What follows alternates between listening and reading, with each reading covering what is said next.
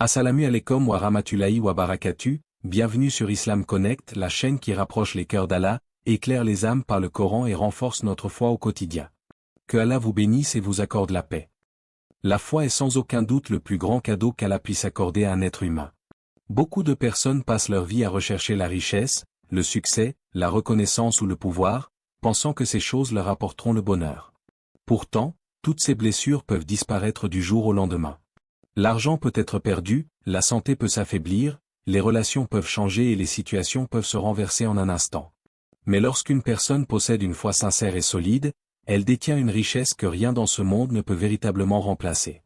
C'est cette foi qui apporte la paix au cœur dans les moments difficiles, qui donne un sens aux épreuves et qui guide le croyant vers le succès éternel auprès d'Allah. Cependant, beaucoup de musulmans commettent une erreur sans même s'en rendre compte. Ils pensent que la foi est quelque chose de permanent, comme un objet que l'on acquiert une fois puis que l'on conserve automatiquement toute sa vie. Ils prient parfois, jeûnent pendant le ramadan, accomplissent certaines bonnes œuvres et imaginent que leur foi restera toujours au même niveau. Pourtant, l'islam nous enseigne que la foi augmente et diminue. Elle se renforce grâce à l'obéissance à Allah et s'affaiblit à cause des péchés, de la négligence et de l'éloignement du rappel d'Allah. Le cœur humain est naturellement fragile. Aujourd'hui, nous vivons dans une époque où les distractions sont partout. Les réseaux sociaux occupent des heures entières de nos journées. Les préoccupations matérielles envahissent nos pensées. Les tentations deviennent accessibles en quelques secondes. Beaucoup de personnes passent plus de temps à nourrir leur corps qu'à nourrir leur âme. Pourtant, lorsque l'âme est négligée, elle s'affaiblit progressivement. Cette faiblesse ne se manifeste pas toujours immédiatement. Elle s'installe lentement. Une prière retardée aujourd'hui, une lecture du Coran abandonnée demain, une mauvaise habitude acceptée après-demain, et peu à peu le cœur perd sa sensibilité spirituelle. C'est pour cette raison que préserver sa foi demande une vigilance quotidienne. Tout comme une personne protège un trésor précieux contre le vol ou la destruction, le croyant doit protéger sa foi contre tout ce qui pourrait l'affaiblir. Le prophète nous a enseigné que les cœurs changent rapidement. Ce qui semble solide aujourd'hui peut devenir fragile demain si nous cessons de l'entretenir. La foi n'est donc pas un état figé, c'est un cheminement constant vers Allah. Dans de nombreuses interventions, Dr Zakir Naik insiste sur un point fondamental, l'une des plus grandes protections contre l'égarement est la connaissance authentique de l'islam. Beaucoup de doutes naissent de l'ignorance. Lorsqu'une personne connaît réellement son Seigneur, comprend les enseignements du Coran et découvre la sagesse de l'islam, sa foi devient plus résistante face aux attaques, aux critiques et aux épreuves. Allah dit dans le Coran, « Parmi ses serviteurs, seuls les savants craignent véritablement Allah. » Sourate Fatir, 35, 28. Ce verset montre clairement le lien entre la connaissance et la foi. Plus une personne apprend sur Allah, plus elle développe de l'amour, du respect et de la crainte envers lui. Elle comprend mieux pourquoi elle a été créée et vers quoi elle se dirige. Cette connaissance devient alors une lumière qui éclaire son chemin. Mais il est important de comprendre que la véritable connaissance ne consiste pas seulement à accumuler des informations. Beaucoup de personnes connaissent des versets et des hadiths sans que cela ne transforme leur comportement. La connaissance bénéfique est celle qui touche le cœur avant de remplir la mémoire. Elle pousse le croyant à prier avec plus de sincérité, à éviter les péchés avec plus de détermination et à se rapprocher d'Allah avec plus d'amour. Lorsque nous observons les compagnons du prophète, nous remarquons qu'ils considéraient la foi comme leur bien le plus précieux. Ils étaient prêts à sacrifier leur richesse, leur confort et parfois même leur vie pour la préserver. Pourquoi ? Parce qu'ils avaient compris que tout ce qui existe dans ce monde est temporaire, tandis que la foi est la clé du bonheur éternel. Aujourd'hui encore, cette réalité demeure inchangée. Chaque croyant doit se poser une question sincère. Qu'est-ce qui a le plus de valeur dans ma vie ? Si la réponse est réellement la foi, alors elle mérite d'être protégée chaque jour. Elle mérite du temps, des efforts, des sacrifices et une attention constante. Car une personne protège toujours ce qu'elle considère comme précieux. Et lorsque nous réalisons que la foi est notre plus grande richesse, nous faisons tout notre possible pour la préserver jusqu'au dernier souffle que nous accordera Allah. Parmi toutes les bénédictions qu'Allah a accordées à cette communauté, le Coran est certainement l'une des plus immenses. Ce n'est pas simplement un livre que l'on lit pour obtenir des récompenses. Ce n'est pas uniquement un texte récité lors des prières ou des occasions religieuses. Le Coran est la parole d'Allah, une lumière descendue du ciel pour guider les hommes jusqu'au jour du jugement. C'est un guide, une miséricorde, une guérison et une source inépuisable de sagesse. Pourtant, malgré cette immense valeur, beaucoup de musulmans vivent aujourd'hui avec un Coran fermé sur une étagère alors que leurs cœurs ont désespérément besoin de ces enseignements. Le cœur humain ressemble à une terre qui a besoin d'être régulièrement arrosée. Lorsqu'elle reçoit de l'eau, elle produit des fruits, de la beauté et de la vie. Mais lorsqu'elle est abandonnée, elle devient sèche et stérile. Il en est de même pour le cœur du croyant. Lorsqu'il est nourri par le Coran, il retrouve la sérénité, la force et la lumière. Lorsqu'il s'en éloigne, il devient vulnérable aux doutes, aux angoisses et aux tentations. Beaucoup de personnes ressentent aujourd'hui un vide intérieur qu'elles ne parviennent pas à expliquer. Elles possèdent parfois des biens matériels, une situation stable ou même une réussite apparente, mais elles continuent à ressentir une forme de tristesse ou d'insatisfaction. Souvent, ce vide n'est pas causé par un manque dans ce monde, mais par un éloignement de la parole d'Allah. L'âme a été créée pour se nourrir du rappel de son Seigneur. Lorsqu'elle en est privée, elle souffre même si le corps semble confortable. Allah dit dans le Coran. Certes, ce Coran guide vers ce qu'il y a de plus droit. Surat Al-Isra, 17h09. Ce verset nous rappelle que le Coran n'est pas seulement une source de connaissances, mais également un guide pour chaque aspect de notre existence.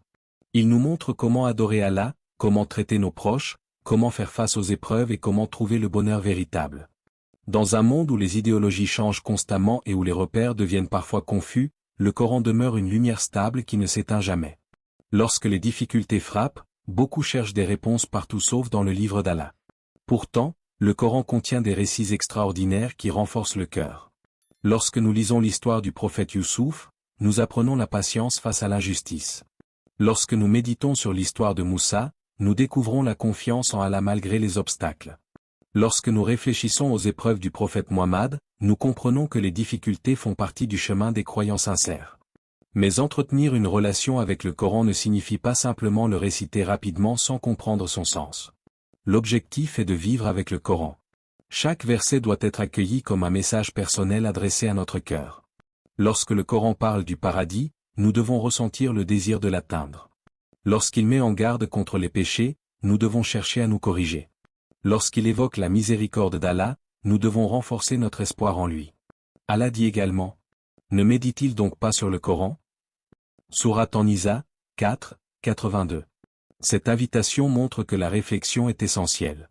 Un seul verset médité avec sincérité peut parfois transformer une vie entière. Beaucoup de compagnons du prophète ne cherchaient pas à lire de grandes quantités sans compréhension.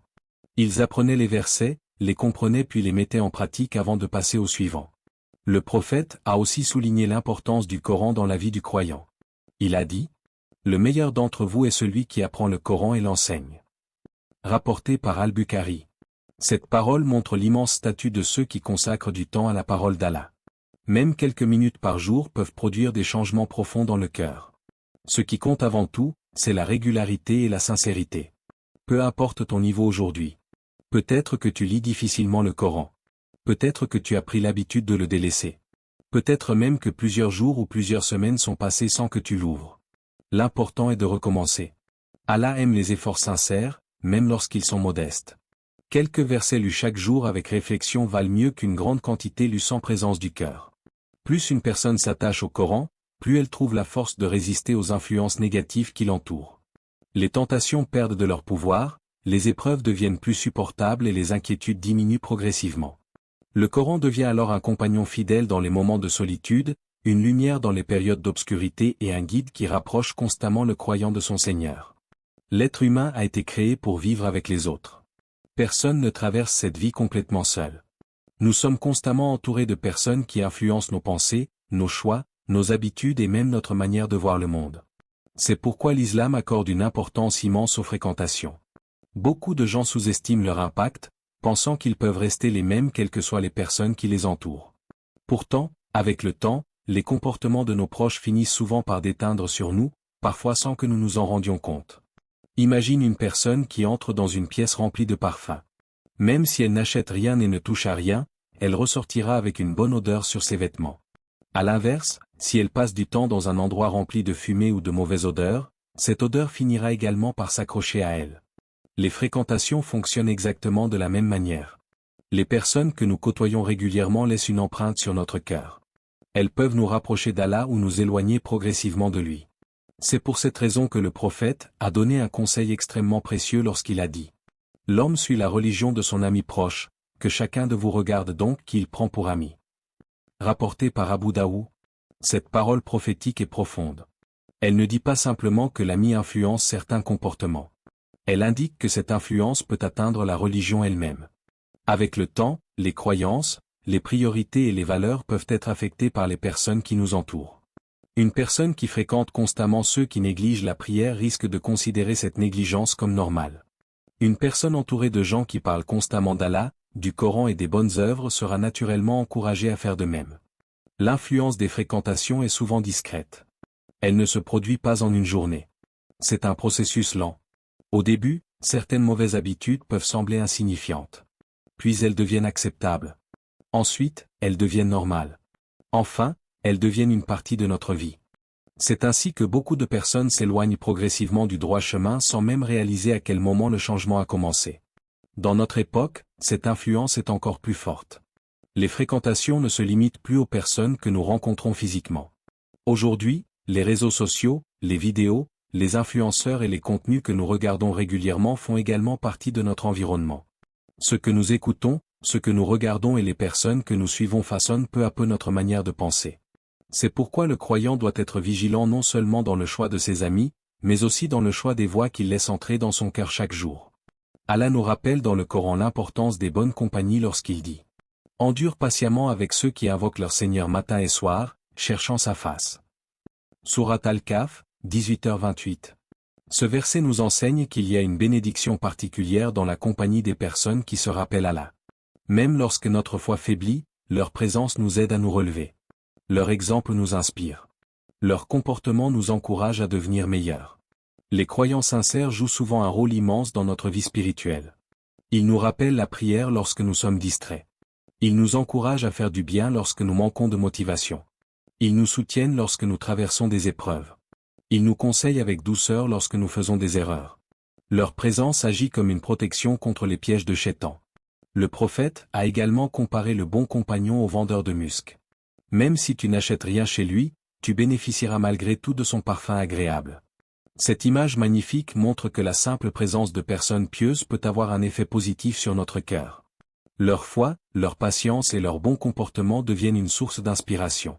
Cela ne signifie pas que nous devons nous couper de tous ceux qui ne partagent pas notre niveau de pratique religieuse. L'islam nous enseigne la bienveillance envers tous. Nous devons respecter les gens, maintenir les liens familiaux et faire preuve de bon caractère.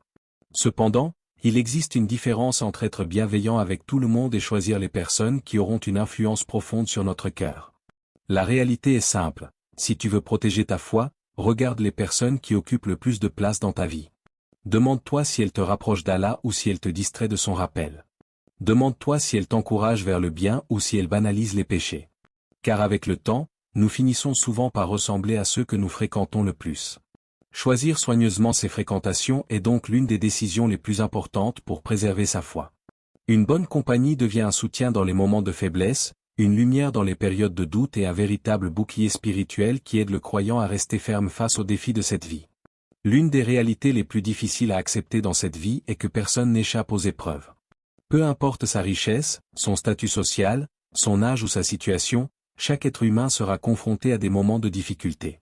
Certains seront éprouvés par la maladie, d'autres par la perte d'un être cher, par des problèmes financiers, des injustices, des déceptions ou des inquiétudes qui semblent parfois insurmontables.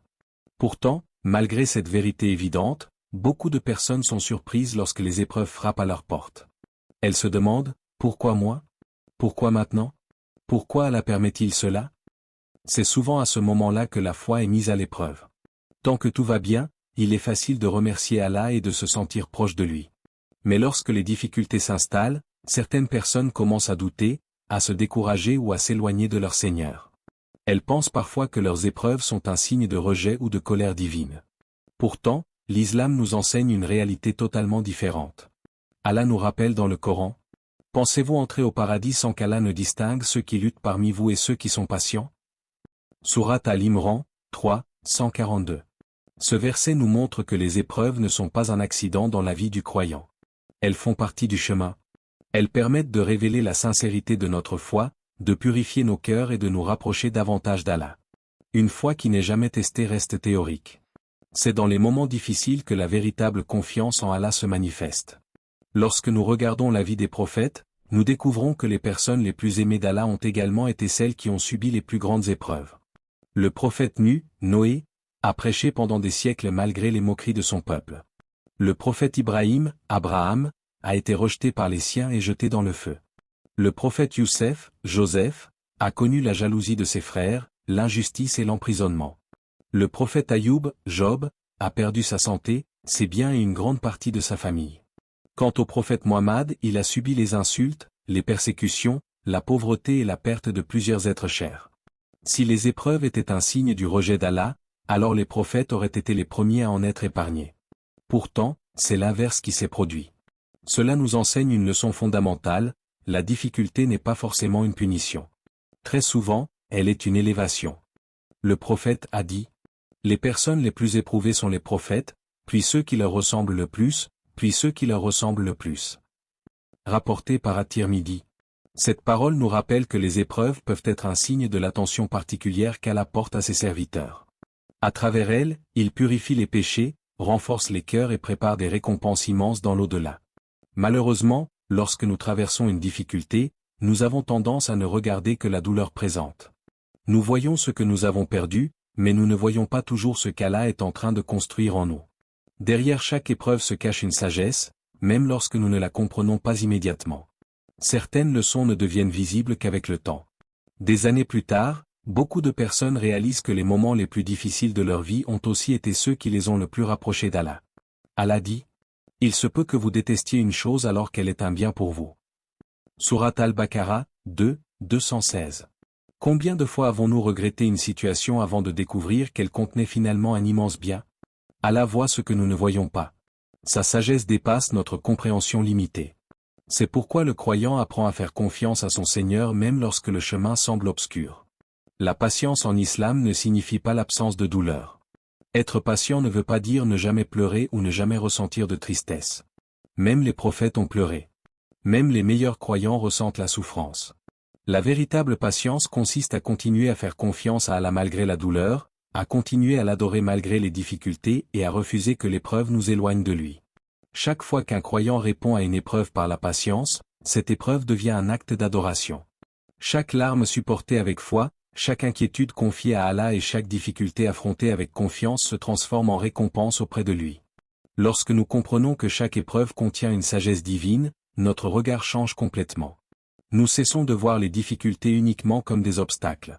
Nous commençons à les voir comme des opportunités de purification, de croissance spirituelle et de rapprochement avec notre Créateur.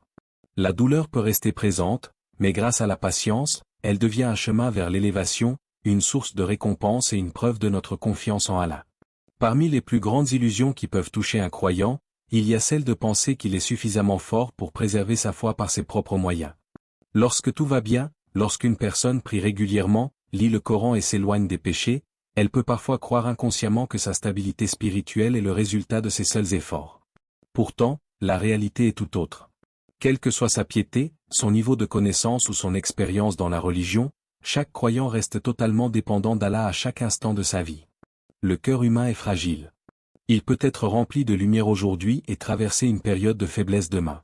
Il peut être rempli de certitude à un moment et être assailli par les doutes à un autre. C'est pourquoi les pieux prédécesseurs craignaient davantage la perte de leur foi que la perte de leurs biens ou de leur confort. Ils savaient que la plus grande protection ne venait pas de leur propre force, mais de l'assistance d'Allah.